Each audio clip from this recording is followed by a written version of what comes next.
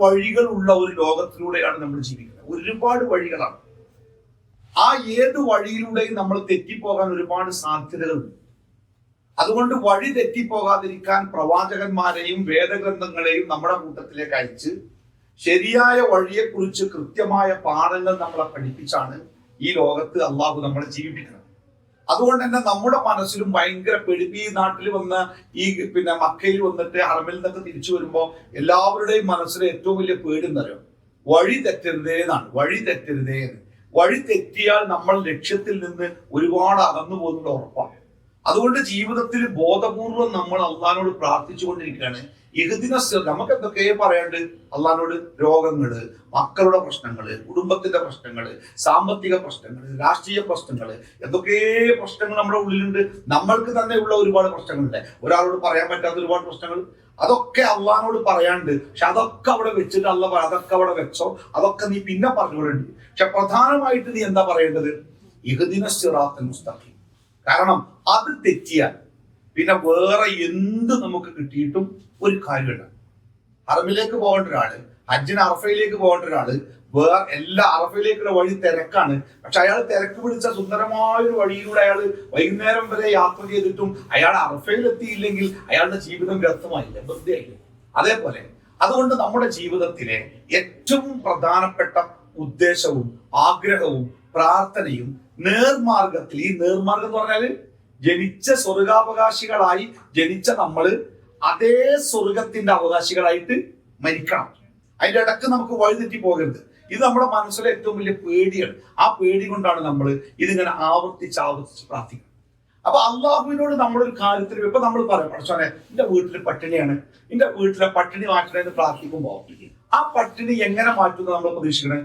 നേരം എടുക്കാൻ നേരത്ത് നമ്മുടെ അടുക്കളയിൽ പോയിട്ട് തുറന്നു നോക്കുമ്പോൾ ഇഡ്ഡലിയും സാമ്പാറൊക്കെ റെഡി ചെയ്ത് നിൽക്കുക. പിന്നെ ഉച്ചക്ക് ചെന്ന് നോക്കുമ്പോൾ ചോറും മട്ടനും ചിക്കനൊക്കെ റെഡി ചെയ്ത് നിൽക്കുക. വൈകുന്നേരം ചെന്ന് നോക്കുമ്പോൾ ചപ്പാത്തിയൊക്കെ ഇങ്ങനെ അടുക്കളയിൽ റെഡി. ഇങ്ങനെയാണോ അള്ളാഹു നമുക്ക് ഭക്ഷണം തരിക?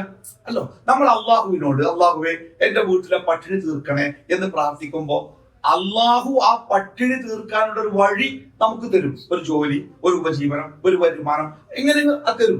ആ വഴിയിലൂടെ നമ്മൾ ചെല്ലുമ്പോൾ നമ്മുടെ പട്ടിണി മാറും.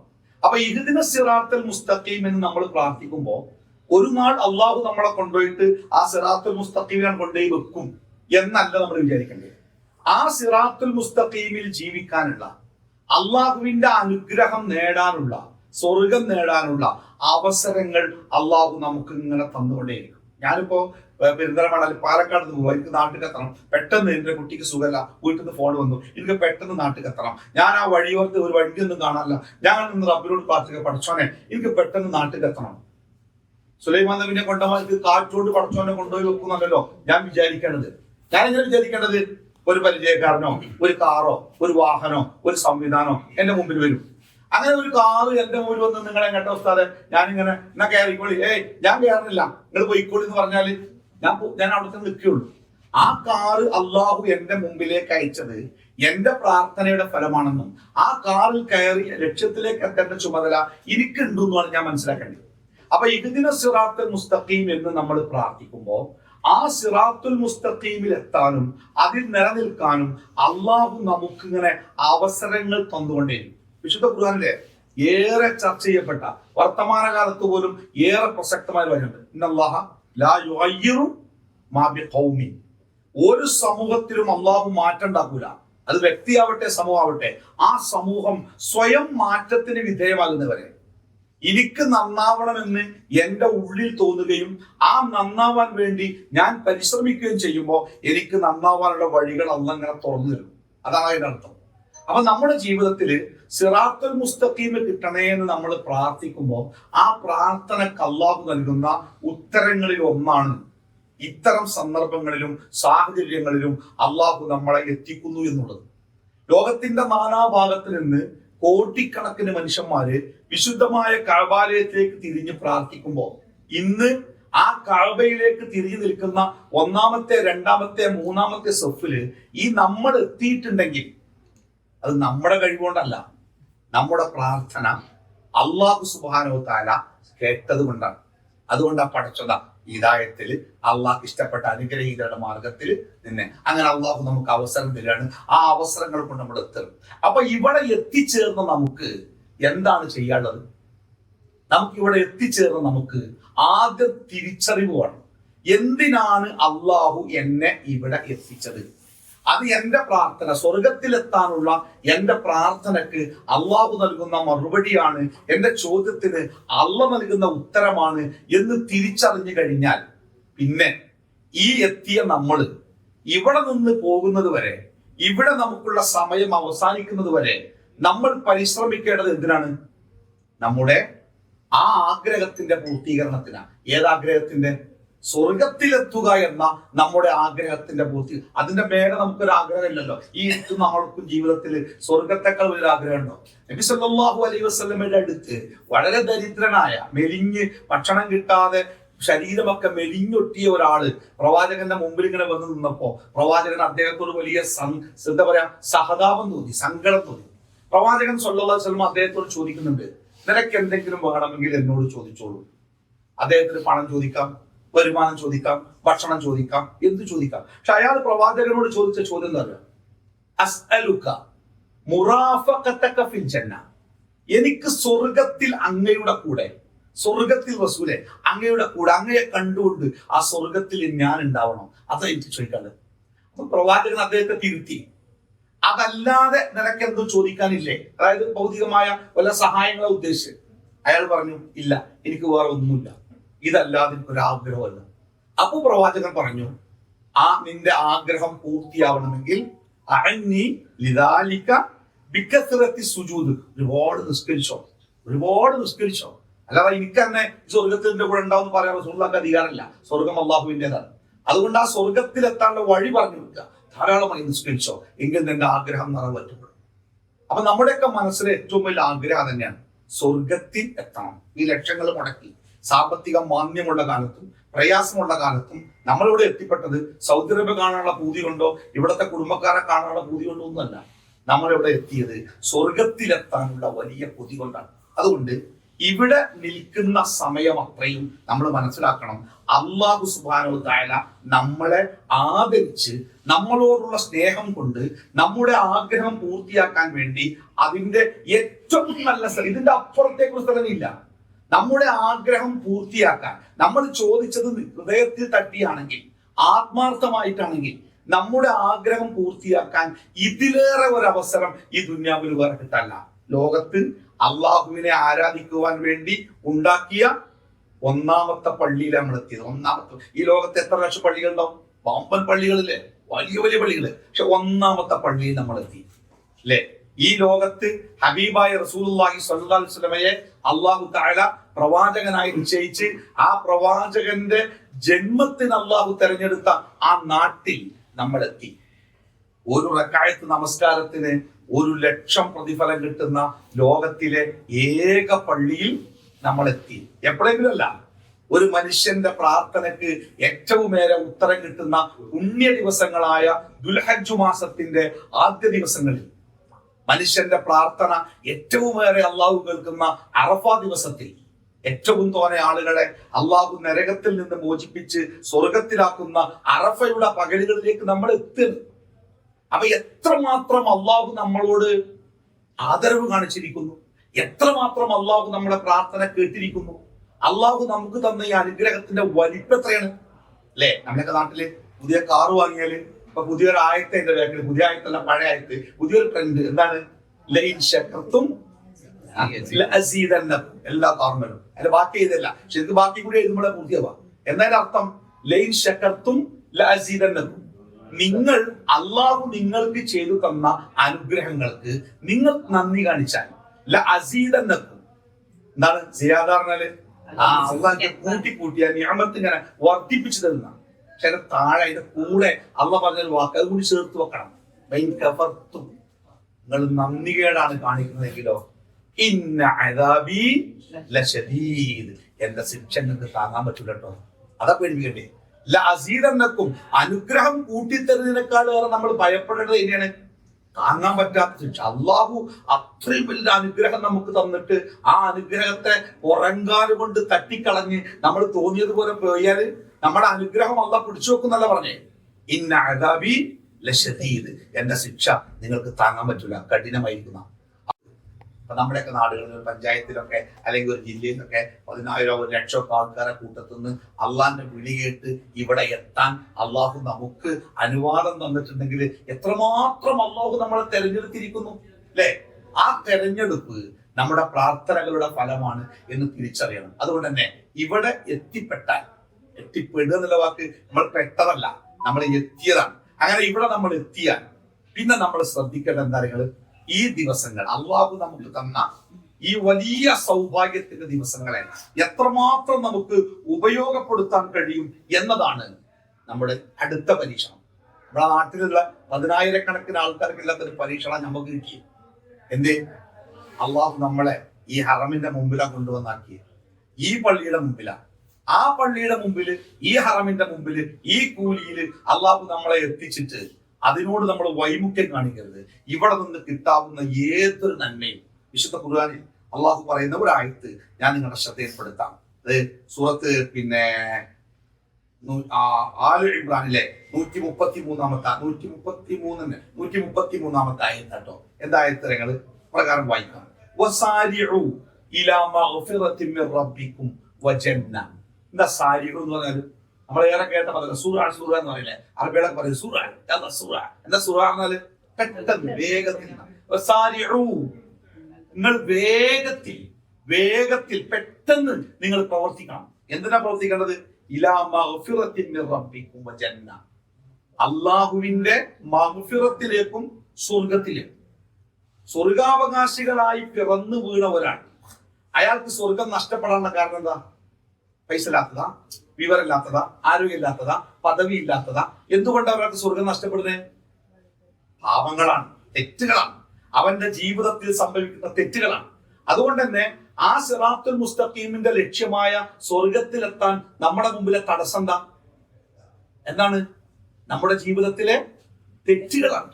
നമ്മൾ അറിയാത്ത തെറ്റുകളല്ല, തെറ്റാണെന്ന് അറിഞ്ഞിട്ടും ഉപേക്ഷിക്കാൻ കഴിയാതെ, തെറ്റാണെന്ന് ബോധ്യമുണ്ടായിട്ടും ഒഴിവാക്കാനാവാതെ, പലപ്പോഴും ജീവിതത്തിൽ നിന്ന് പറിച്ചെറിയണമെന്ന് ആഗ്രഹിച്ചിട്ടും പറിച്ചെറിയാൻ പറ്റാതെ കൂടെ നടക്കുന്ന ഇത്തിക്കണ്ണി പോലെ നമ്മളെ പിടികൂടി അവസാനം ചോരയൂറ്റി കുടിച്ച് നരകത്തിന്റെ പടുകുഴിയിലേക്ക് എറിയാൻ മാത്രം തെറ്റുകൾ നമ്മുടെ ജീവിതത്തെ പിന്തുടരുന്നുണ്ട്. ആ തെറ്റുകളിൽ നിന്ന് മാറി നിൽക്കാതെ, രക്ഷപ്പെടാതെ നമ്മുടെ ഇങ്ങനെ നന്നായിട്ട് പുക വലിക്കുന്ന ഒരാള് നെഞ്ചുവേദന മാറണേ, ചുമ മാറണേ എന്ന് പ്രാർത്ഥിക്കുന്നത് പോലെ തെറ്റുകളിൽ നിന്ന് വിട്ടു നിൽക്കാനാവാതെ അവന്റെ പ്രാർത്ഥനകൾ വെറും പ്രാർത്ഥനകളാണ്, ഫലവത്താവാത്ത പ്രാർത്ഥനകൾ. അതുകൊണ്ടാണ് അള്ളാഹു പറഞ്ഞത്, നമ്മുടെ പരിശ്രമത്തിൽ, അള്ളാഹുവിന്റെ ഈ മാർഗത്തിലുള്ള പരിശ്രമത്തിൽ നമ്മുടെ ഒന്നാമത്തെ പരിശ്രമം എന്തിനു വേണ്ടിയാവണം? ഇലാ മഗ്ഫിറത്തിൻ റബ്ബിൽ നിന്നുള്ള മഗ്ഫിറത്ത് കിട്ടണം. എന്താ മഗ്ഫിറത്ത് പറഞ്ഞാല്? അള്ളാഹു പൊറത്തു തന്നിരിക്കുന്നു എന്നാണ് പറയണം. റസൂൽ പറയണേ, നാളെ പരലോകത്ത് അള്ളാഹു ഒരു അടിമയെ ഇങ്ങനെ ചേർത്ത് പിടിക്കുന്ന, എന്നിട്ട് ഓന്റെ പുസ്തകം കൊടുക്കും, വായിച്ചു നോക്കുക, ജീവിതം രേഖപ്പെടുത്തി. അപ്പൊ അതിങ്ങനെ വായിക്കുമ്പോ ഓനെന്റെ ബോധ്യമാണ് പാഠം തെറ്റിയിട്ടുണ്ട്, ഒരുപാട് വേണ്ടാത്തരങ്ങൾ ഉണ്ടായിട്ടുണ്ട്, നരകത്തിൽ തന്നെ പേടിച്ചു പറച്ച് നരകം ഞാൻ അലറി വിളിക്കുമ്പോ അള്ളാഹു ആ മനുഷ്യനെ ഇങ്ങനെ ചേർത്ത് പിടിച്ചിട്ട് പറയത്രേ, നിന്റെ പാപങ്ങളൊക്കെ ഞാൻ നിനക്ക് അതിലേറെ സന്തോഷമുള്ള ദിവസം, അതിലേറെ സന്തോഷമുള്ള സമയം നമ്മുടെ ജീവിതത്തിൽ എപ്പോഴെങ്കിലും ഉണ്ടാവോ? റസൂൽ പറയണേ, അന്ന് ആ മനുഷ്യൻ സന്തോഷിക്കുന്ന അത്ര ഒരാളും അല്ലെ നരകത്തിലേക്കാണു എന്ന് ഉറപ്പാകുന്ന അവസ്ഥയിൽ നിനക്ക് ഞാൻ പുറത്തു തന്നിരിക്കുന്നു, ഈ സ്വർഗത്തിലേക്ക് പോയിക്കോ എന്ന അള്ളാഹുവിന്റെ വാക്കിനേക്കാൾ സന്തോഷിപ്പിക്കുന്ന എന്താ ജീവിതത്തിലുള്ളത്? അതുകൊണ്ട് തന്നെ നമ്മുടെ പരിശ്രമങ്ങളിൽ ഏറ്റവും വലിയ പരിശ്രമം ഏതാവണം?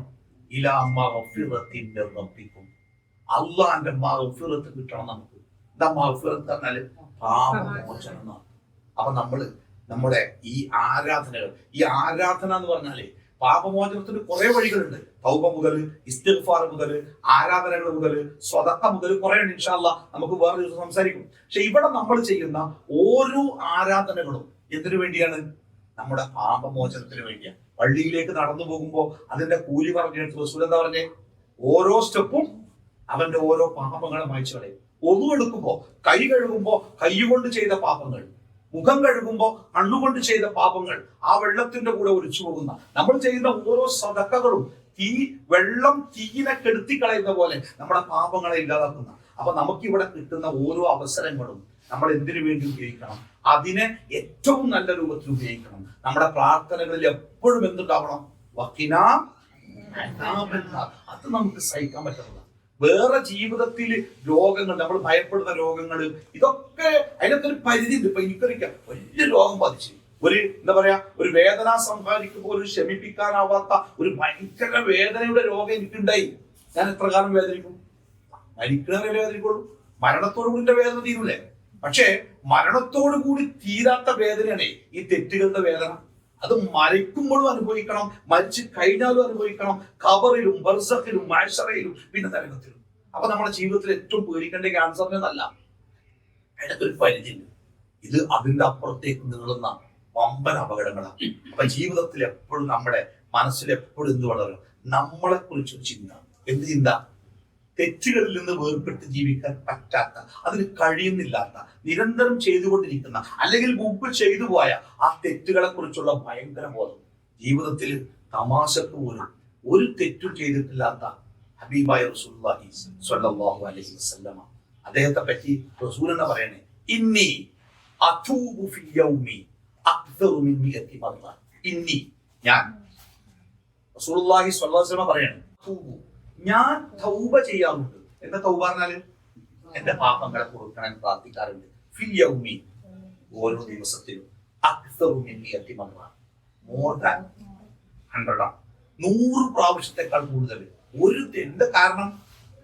അത് അങ്ങനെയാണ്. ഒരു തെറ്റ് ജീവിതത്തിൽ ഉണ്ടാവുക എന്ന് പറഞ്ഞാല്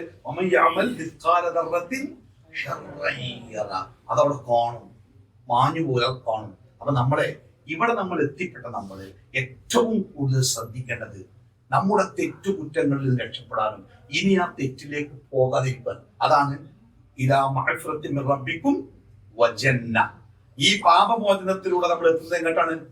സ്വർഗത്തിലേക്കാണ്. ആ സ്വർഗത്തിലേക്ക് എത്താനുള്ള കഠിനമായ പരിശ്രമങ്ങളിൽ നിങ്ങൾ വേഗതയോടുകൂടി പ്രവർത്തിക്കണം. ആ സ്വർഗത്തിന്റെ വിശാലതകൾ ആകാശം. 10 സെന്റ് സ്ഥലം വാങ്ങാൻ വേണ്ടി നമ്മുടെ കൈ എത്ര കൊല്ലാത്ത രാവും പകലും പട്ടിണി കിടന്ന് കഷ്ടപ്പെട്ട് 10 സെന്റ്. അതെന്നാ 10 സെന്റ് സ്ഥലം എത്ര കാലം നമ്മളൊക്കെ ഉണ്ടാവുക? നമ്മൾ മരിച്ച ആധാരത്തിൽ, അടിയാധാരത്തിൽ പേര് മാറും, വേറെ ആൾക്കാരെ പേരേ കാരണം. നമുക്കത് സ്വന്തമൊന്നല്ല, കുറച്ചു കാലൊക്കെ എന്റേതാണെന്ന് നടക്കാം. നാളെ നമ്മൾ കണ്ണടച്ചാൽ അത് വേറെ ഇതാവും. പക്ഷെ ഒരിക്കലും കിട്ടിക്കഴിഞ്ഞാൽ ഒരിക്കലും നഷ്ടപ്പെടാത്ത സ്വത്താണ് ഏത്? സ്വർഗം.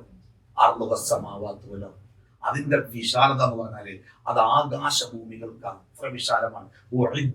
മുത്തഖീൻ. ആ സ്വർഗം അള്ളാഹു ഒരുക്കി വെച്ചിരിക്കുന്ന ആൾക്കാരുകൾ മുത്തഖീൻ. മുത്തഖി പറഞ്ഞാല് അള്ളാനെ പേടിച്ച് സൂക്ഷിച്ച് അള്ളാന്റെ ഒരു കൽപ്പനയും എന്റെ ജീവിതത്തിൽ തെറ്റിക്കപ്പെടരുതേ എന്ന് ആഗ്രഹിച്ച് ജീവിക്കുന്നവർക്കാണ് സ്വർഗം. സ്വർഗം വെറുതെ കിട്ടൂല, അത് വാങ്ങിയെല്ലാം പറ്റൂല. പേരും സർട്ടിഫിക്കറ്റും ആരെങ്കിലും മെമ്പർഷിപ്പും കൊണ്ട് സ്വർഗത്തിൽ കയറാൻ പറ്റില്ല. സ്വർഗത്തിലെത്തണമെങ്കിൽ ഓരോരുത്തരെയും അള്ളാഹു മുടിനാരിഴ കീറി പരിശോധിക്കും. മുടിനാരിഴ കീറിലെ ഒരൊന്നും കളയാതെ നിങ്ങളുടെ മനസ്സിൽ എന്താ പറയുന്നത്? നിങ്ങൾ എന്ത് ചെയ്താലും രഹസ്യമായി ചെയ്ത നിങ്ങൾ പരസ്യമായിട്ട് ചെയ്താലും രഹസ്യമായിട്ട് ചെയ്താലും ഇതൊക്കെ അള്ളാഹു അറിയും. അതൊക്കെ യുഹാസിബുക്കും ബിഹില്ല. അതൊക്കെ പടച്ചോന്റെ വിചാരണയിൽ വരുന്ന. അപ്പൊ അതൊക്കെ ശ്രദ്ധിച്ച് ഇവിടെയുള്ള ദിവസങ്ങൾ ഇത് അള്ളാഹു നമുക്ക് തന്ന ഒരു റക്കായത്ത് 1,00,000 കൂലി എന്നൊക്കെ പറഞ്ഞാല് എത്ര കാലം നിസ്കരിച്ചാൽ കിട്ടുന്ന കൂലിയാണ് അല്ലെ? പ്രാർത്ഥന, അറഫ. അപ്പൊ ഇവിടെയുള്ള സമയത്തെ മാക്സിമം നമ്മൾ എല്ലാ നന്മകളിൽ കൂടിയും സ്വന്തമാക്കാൻ വേണ്ടി പരിശ്രമിക്കണം. അതിൽ ഒരു മടിയോ ഒരു അലസതയോ ഒരു തടസ്സമോ ഉണ്ടാവരുത്. മാക്സിമം അത് വേണ്ടി മരിക്കണം എന്നല്ല, നമ്മുടെ ആരോഗ്യ ശരീരമൊക്കെ കീപ്പ് ചെയ്ത് നന്നായിട്ട് നമ്മൾക്ക് പുണ്യങ്ങൾ നേടാൻ വേണ്ടി പ്രത്യേകമായി ശ്രദ്ധിക്കണം. ഒന്ന് ഇങ്ങനെ എണ്ണി ഞാൻ പറയാം, 1-2-3 കാര്യം. പ്രാർത്ഥനയാണ്. അള്ളാഹുവും നമ്മളും തമ്മിലുള്ള ബന്ധം എന്ന് പറയുന്നത് എന്താണ്? പ്രാർത്ഥനയും കൂടി ഒരു ഹോട്ട്ലൈൻ ബന്ധമാണ്. അത് അള്ളാഹ് പറഞ്ഞത്. അല്ലാഹു തആല ഖുൽ മാ യഅബഉ ബികും റബ്ബി ലൗലാ ദുആഉക്കും. നിങ്ങളുടെ പ്രാർത്ഥന ഇല്ലായിരുന്നെങ്കിൽ അള്ളാഹു നിങ്ങളെ പരിഗണിക്കുകയല്ല. അത് അള്ളാഹു നമ്മളെ പരിഗണിക്കുന്നത് എന്തിന്റെ അടിസ്ഥാനത്തിലാണ്? പ്രാർത്ഥന. എത്ര കൂടുതൽ പ്രാർത്ഥിക്കുന്നുണ്ടോ അത്ര നമ്മൾ പരിഗണിക്കപ്പെടുന്നവരാണ്. പ്രാർത്ഥിക്കാൻ മടി കാണിക്കുന്ന ആൾക്കാരോട് അവരെ പറ്റി അള്ളാഹ് എന്താ പറഞ്ഞാലോ? ഇന്നല്ലദീന യസ്തക്ബിറൂന അൻ ഇബാദത്തിന, എന്നോട് പ്രാർത്ഥിക്കുന്ന കാര്യത്തിൽ അഹങ്കാരം കാണിക്കുന്നവർ. ഇവിടെ അള്ളാഹ് കൊടുത്തിട്ടും പടച്ചോനെ എന്ന് പറഞ്ഞ് കൈ നീട്ടാൻ ഒരാൾക്ക് പറ്റുന്നില്ലെങ്കിൽ ഓനെ അഹങ്കാരി എന്നല്ലാതെ വേറെ എന്താ വിളിക്കുക? അല്ലെ, അഹങ്കാരി എന്ന് വിളിച്ചു. അപ്പൊ നമ്മൾ അഹങ്കാരിയാവാതെ വിനയാന്വിതരായി അള്ളാഹുമായി പ്രാർത്ഥനയിലൂടെ നിരന്തരമായിട്ട് ബന്ധപ്പെടാൻ കിട്ടുന്ന അവസരങ്ങളിലൊക്കെ ധാരാളമായിട്ട് നമ്മൾ ദുനിയാവിനും പരലോകത്തിനും മക്കൾക്കും കുടുംബത്തിനും ഒക്കെ വേണ്ടി നമ്മൾ പ്രാർത്ഥിക്കാം, ധാരാളം പ്രാർത്ഥിക്കാം. ദിക്റുകൾ പ്രാർത്ഥനയുടെ ഒരു ഭാഗം. ദിക്റും ദുആ പറയാം. ദിക്റുകൾ ധാരാളം വർദ്ധിപ്പിക്കും. ഈ ദിക്ർ നമ്മൾ ധാരാളം വർദ്ധിപ്പിക്കുമ്പോൾ നമ്മൾ അള്ളാഹുവിലേക്ക് കൊണ്ടൊന്ന് അടുക്കുന്നത്. അപ്പൊ നമ്മൾ പ്രാർത്ഥിക്കുമ്പോൾ തന്നെ പ്രവാചകൻ പറഞ്ഞാൽ അള്ളാഹുവിന്റെ പേരുകൾ ഉപയോഗിച്ച് പ്രാർത്ഥിക്കുകയാണ്. ഒരു പ്രാർത്ഥന തുടങ്ങുമ്പോൾ നമ്മൾ എങ്ങനെ പ്രാർത്ഥിക്കാം? അൽഹംദുലില്ലാഹ് അൽഹംദുലില്ലാഹി റബ്ബിൽ ആലമീൻ. അള്ളാഹനെ സ്തുതിച്ചുകൊണ്ട് പ്രാർത്ഥിക്കുക, അള്ളാഹിന്റെ പേര് പറഞ്ഞ് പ്രാർത്ഥിക്കുക. പടച്ചോനെ, ഖോജരാജാവായ തമ്പുരാൻ എന്നൊക്കെ പണ്ടൊക്കെ പറയാം. രോഗങ്ങൾ മാറ്റുന്ന അള്ളാഹുവേ, എന്റെ പ്രയാസങ്ങൾ കേൾക്കുന്ന അള്ളാഹുവേ, അള്ളാഹിന്റെ വിശേഷണങ്ങൾ എടുത്തു പറഞ്ഞിട്ട് നമ്മൾ പ്രാർത്ഥിക്കാം. അതോടൊപ്പം തന്നെ പ്രവാചകൻ സല്ലല്ലാഹു അലൈഹി വസല്ലമയുടെ പേരിൽ ധാരാളം സ്വലാത്തില്ല. റസൂലുള്ളാഹി പറഞ്ഞ ഹദീസുണ്ട്, പ്രാർത്ഥനയിൽ എന്റെ പേരിൽ സ്വലാത്തില്ലെങ്കിൽ ആ പ്രാർത്ഥനയോടെ കടക്കുന്ന അള്ളാഹിന് കൂടാന്ന്. അപ്പൊ നമ്മൾ സാധാരണ ഉസ്താദ്മാരൊക്കെ പ്രാർത്ഥിക്കുമ്പോൾ അൽഹംദുലില്ലാഹി അൽഹംദുലില്ലാഹി റബ്ബിൽ ആലമീൻ വസ്സലാത്തു വസ്സലാമു അലാ മുഹമ്മദിൻ വഅലാ ആലി മുഹമ്മദ്, അല്ലേ, അല്ലെങ്കിൽ അവസാനിപ്പിക്കുമ്പോൾ വസല്ലല്ലാഹു അലാ മുഹമ്മദിൻ വഅലാ ആലിഹി വസ്വഹ്ബിഹി അജ്മഈൻ അൽഹംദുലില്ലാഹി റബ്ബിൽ ആലമീൻ. അപ്പൊ പ്രാർത്ഥനയിൽ അതിൽ അള്ളാഹുവിന്റെ പ്രവാചകന് വേണ്ടിയുള്ള സ്വലാത്ത് ധാരാളമായി നമ്മൾ ചൊല്ലിക്കൊണ്ടിരിക്കുക, ധാരാളമായി ദിക്റുകൾ ചൊല്ലുക. ഖുർആനാണ് ദിക്റുകളുടെ കൂട്ടത്തിൽ ഏറ്റവും ശ്രേഷ്ഠമായ ദിക്റ് ഖുർആനാണ്. ഖുർആൻ ധാരാളമായിട്ട് പാരായണം ചെയ്യുക, പ്രാർത്ഥിക്കുക, അവസരങ്ങൾ കിട്ടുന്നിടത്തൊക്കെ ധാരാളമായി പ്രാർത്ഥിക്കുക. ഇതിനെപ്പറ്റിയൊക്കെ ഞാൻ വേറെ ക്ലാസ്സിൽ പറയട്ടോ, പ്രാർത്ഥന എങ്ങനെയാവണം, അതിന്റെ സമയം നേരം പോലൊക്കെ പറയാം. രണ്ടാമത്തേത് നമസ്കാരമാണ്. നമസ്കാരം പ്രവാചകൻ സല്ലല്ലാഹു അലൈഹി വസല്ലം എനിക്ക് ഒരാൾ ചോദിക്കുന്നുണ്ട്, ഈ ഭൂമിയിൽ ഒരു മനുഷ്യൻ ചെയ്യുന്ന സൽക്കർമ്മങ്ങളിൽ അള്ളാഹുവിന് ഏറ്റവും ഇഷ്ടപ്പെട്ട സൽക്കർമ്മം ഏതാണ്? ഏതേ കാലം നമ്മുടെ കാഴ്ചപ്പാടിൽ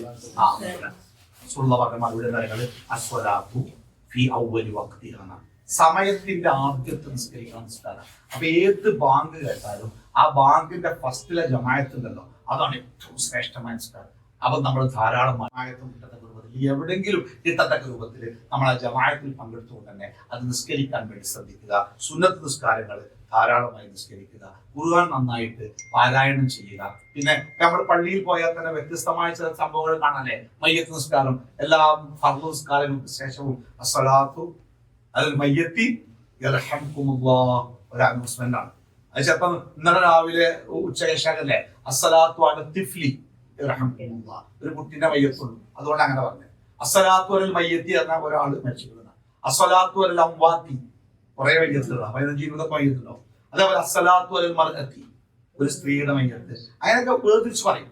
അപ്പൊ അങ്ങനെ അതാത് കേട്ടാലേ അർത്ഥം അവിടെ മയ്യത്ത്, അവിടെ കുറെ മയ്യത്ത് അത് കാണാൻ നമുക്ക് പോവാം, സ്ഥലം കാണിച്ചിട്ട് അവിടെ മയ്യത്തുകൾ ഉണ്ടാവും. ആ മയ്യത്തൊന്നും മയ്യത്തായിട്ട് ഒന്നും കൊടുന്നാലോ കേട്ടോ. ഇവിടെ നമ്മളെ പോലെ പാസ്പോർട്ട് ഇന്ത്യയൊക്കെ കൊടുത്ത് വീട്ടിലെ കുട്ടികളോട് വരുമ്പം ചോക്ലേറ്റ് കൊണ്ട് വരാട്ടോ എന്ന് പറഞ്ഞു പോകുന്ന ആൾക്കാരാണ് ഓരോ മയ്യത്ത് നിസ്കരിക്കണേ. നാളെ ഒരു പക്ഷേ ആ വെള്ളത്തുണി കുറിച്ച് നമ്മളും കിടക്കും. ഇവിടെ നമ്മൾ 10 മണിക്ക് ഞാനൊരു മരണവുമായി ബന്ധപ്പെട്ട ക്ലാസ് എടുത്ത് അപ്പൊ ഉച്ചയ്ക്ക് ചോറുന്ന തരുന്നപ്പോ ഒരാൾ പറഞ്ഞ് ഉസ്താദ് ഞങ്ങളെ നാട്ടിൽ വന്നിട്ട് ഇങ്ങനത്തെ ഒരു ക്ലാസ് എടുക്കണം. അന്ന് അസറിന് അദ്ദേഹം റൂമിൽ മരിച്ചെടുക്കണം എന്ന് കണ്ട് പിറ്റേ ദിവസം ഞങ്ങൾ ഇവിടെ ഞങ്ങളെ കൂടെ വന്നാണ് നമ്മൾ അദ്ദേഹത്തിന് മയ്യത്ത് നിസ്കരിച്ചു. അപ്പൊ ഈ മരണം എന്ന് പറയും ഇപ്പൊ നമ്മൾ ഈ കുറച്ച് ദിവസങ്ങളായിട്ട് നമ്മുടെ നാട്ടിലൊക്കെ കേൾക്കുന്ന ഞാനൊക്കെ എനിക്ക് തോന്നുന്നു ഒരു 1-2 ഫുത്തുബകൾ തന്നെ മരണവുമായി ബന്ധപ്പെട്ട് സംസാരിക്കേണ്ടി വന്നിട്ടുണ്ട്.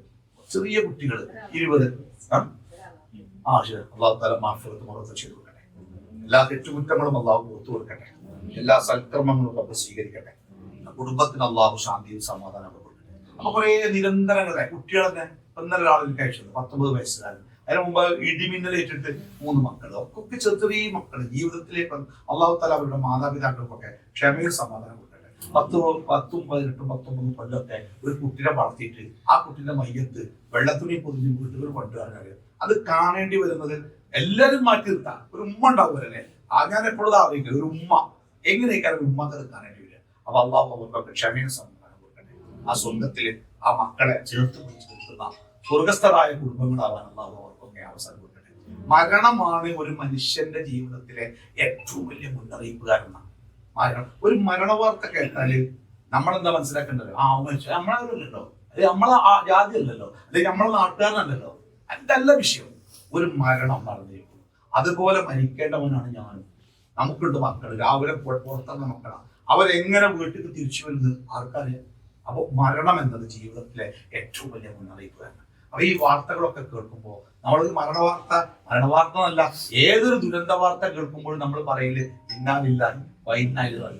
നമ്മളും അങ്ങനെ പോകേണ്ട ആൾക്കാരല്ലേ, നമ്മളും മടങ്ങേണ്ടവരല്ലേ, അതൊരു ബോധമാണ്. അപ്പൊ നമ്മളൊക്കെ ആ ബോധ്യത്തോടു കൂടി തന്നെ ഇതൊരു സമയമാണ്, അതിന് മാക്സിമം നമ്മൾ എന്ത് ചെയ്യാം, ഉപയോഗപ്പെടുത്തുക. എന്തൊക്കെ നന്മ ചെയ്യാൻ പറ്റുമോ പരസ്പര കാരുണ്യത്തിന് വേണ്ടി തേടുന്ന ആൾക്കാരെ നമ്മളൊക്കെ പ്രവാചകൻ സുഖം പഠിച്ചിട്ടുണ്ട്.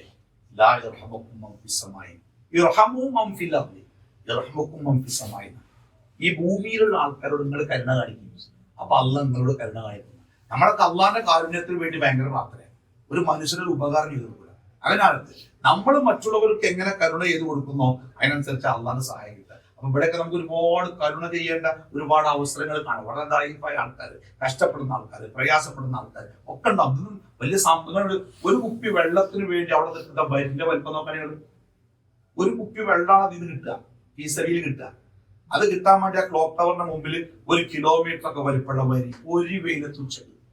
നമ്മൾ വിചാരിച്ച എന്താ ബിരിയാണി കൊടുക്കുന്നു നോക്കണ്ടി, ഒരു കുപ്പി വെള്ളമാണ് 350 മില്ലിയുടെ വെള്ളം. എന്താ കിട്ടാന്ന് നമുക്ക് ഇഷ്ടം പോലല്ലേ. ചോറ് എന്താണ്, ചോറ് നെയ്ച്ചോറുണ്ട്, വെറുംചോറുണ്ട്, മന്തി റൈസ് ഉണ്ട്, വേറൊന്നുമില്ലേ? ഇതൊന്നും പോരാതെ നമ്മൾ വേറൊന്നും കഴിക്കണ കാലം. ഇത് കിട്ടാത്ത ആൾക്കാരോട് ഇഷ്ടം പോലെ അവിടെയൊക്കെ ഈ ചോറും ഭക്ഷണം കൊടുക്കുമ്പോഴേ അത് തിരക്കി വാങ്ങരുത്, നമുക്കവിടെ ഉണ്ട്. അത് കിട്ടാനില്ലാത്ത ആൾക്കാര്, ഭക്ഷണം എന്ന സംവിധാനേ ഇല്ലാത്ത ആൾക്കാർ, എവിടെയെങ്കിലും വീസബിയിൽ കിട്ടുന്നോന്ന് അറിയാൻ വേണ്ടി കാത്തിരുന്ന ആൾക്കാർ ഒരുപാടുണ്ട്. നമുക്കിവിടെ സാധനം സ്റ്റോക്കാം. അത് നമുക്ക് അത്ര അഥവാ വാങ്ങിയാൽ തന്നെ ഒരു വെള്ളക്കാരൻ തന്നാൽ അത് അപ്പുറത്തെ ആർക്കെങ്കിലും കൊടുത്താൽ നമുക്ക് വേണമെങ്കിൽ കുടിക്കാം. പക്ഷെ നമുക്കതിന്റെ ആവശ്യമില്ല.